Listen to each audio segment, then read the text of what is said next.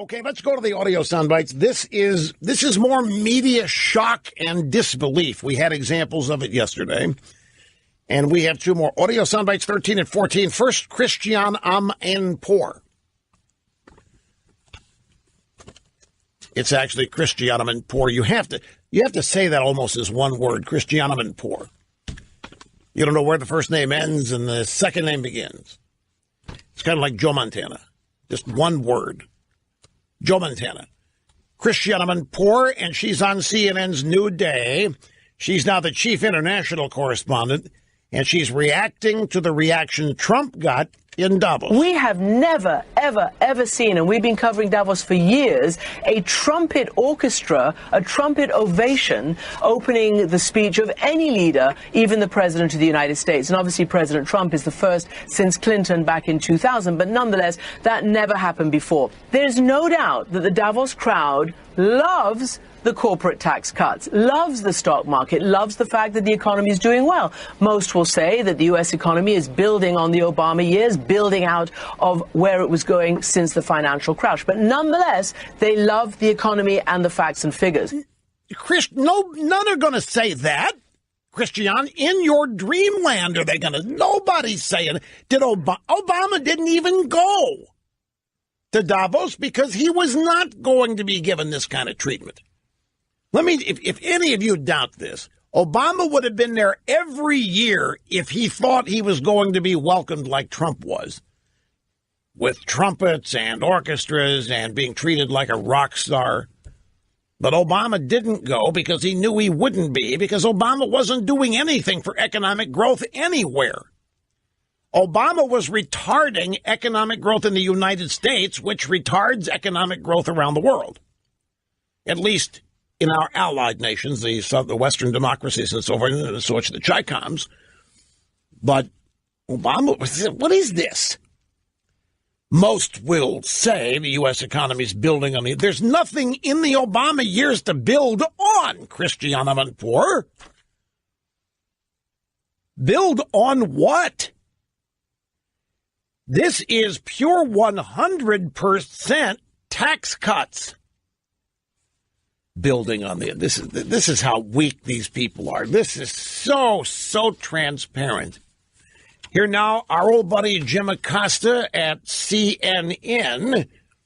These people are shaken, my friends. They are shaken to their core by what they've seen in Davos. He's had a pretty good reception here in Davos for somebody who railed against globalism as a candidate for president.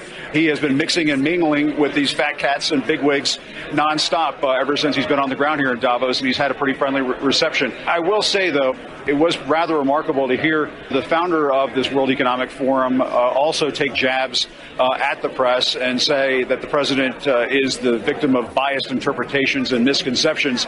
All in all, that was a fairly pitiful display. That's the environment we live in with President Trump. It was fascinating to watch the president get this reception here at Davos. Not what I expected. So of course, Jim, because you're not tuned into what's really going on. You're so far out of it, you don't know you're in it. So the leader of the World Economic Forum also decided to jump in and start ripping the press because Trump has given them permission to do it, and he's seen that you can prosper by doing it. But this raises an interesting point. I'll tell you why Acosta's really mad. I'll tell you why when we get back. I have to take a break. Don't go away.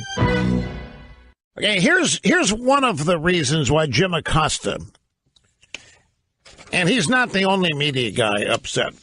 So he says here, it was rather remarkable to hear the founder of the forum take jabs at the press and say that Trump is the victim of biased interpretations and misconceptions. That was a fairly pitiful display.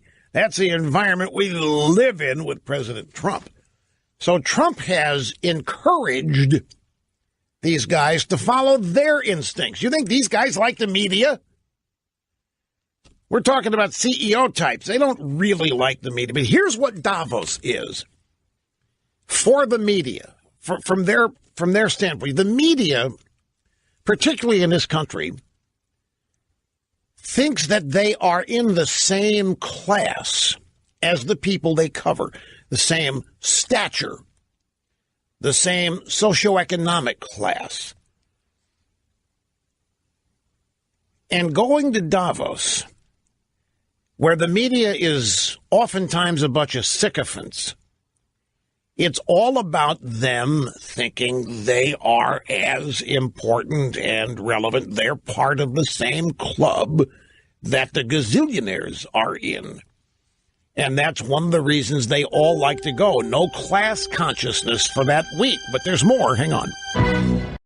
Let me grab Jim Acosta. Let me finish this up, because this is important. The media, folks, and this is part of the fact, due to the fact that they consider themselves really, really important because they have constitutional recognition, their jobs, their responsibilities. So their self-importance is off the charts.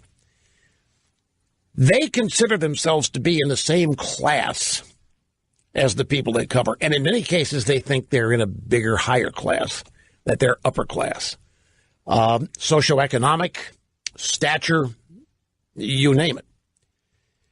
You have an event like Davos where it is the world's elite in terms of wealth, the world's elite in terms of power.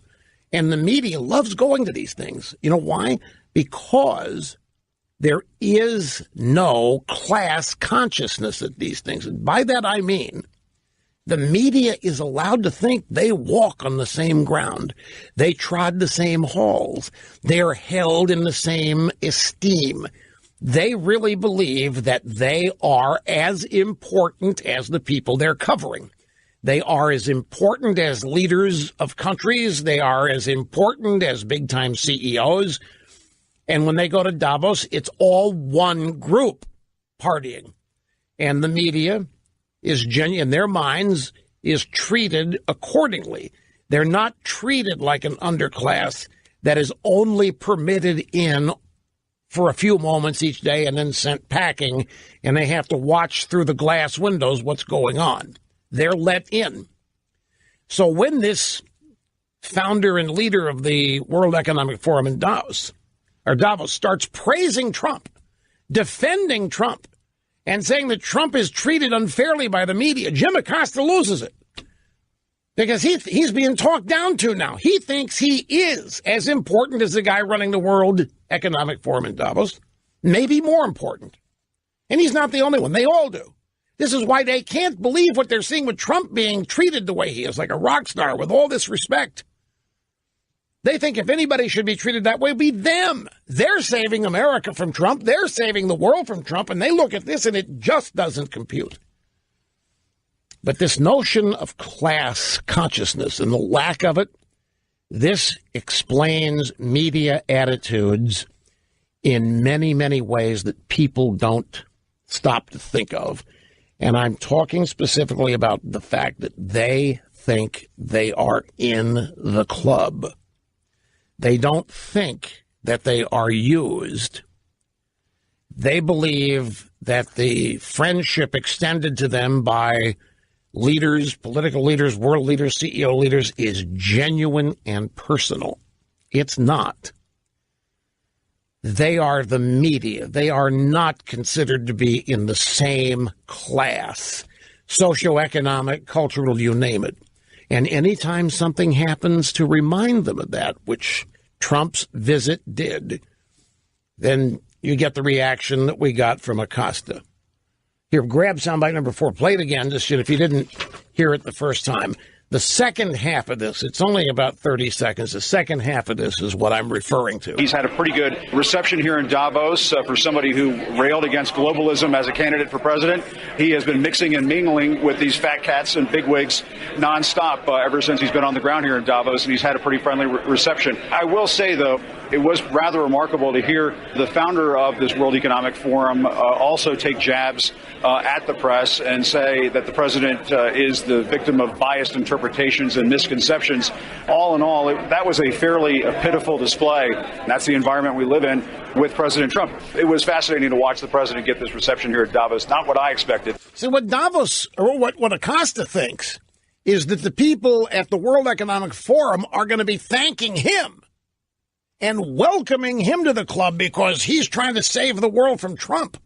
They think that he and his journalism buddies are going to be really appreciated and really thanked.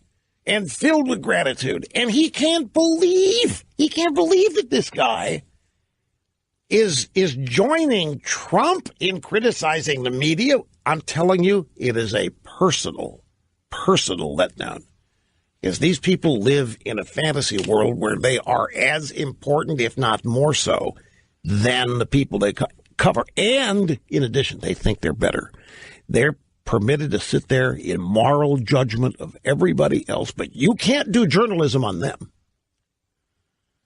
They can do journalism, which is character assassination and all that. They can do that on you all day long, but you can't do that to them. They are immune. That's how important and above everybody else in their minds they are.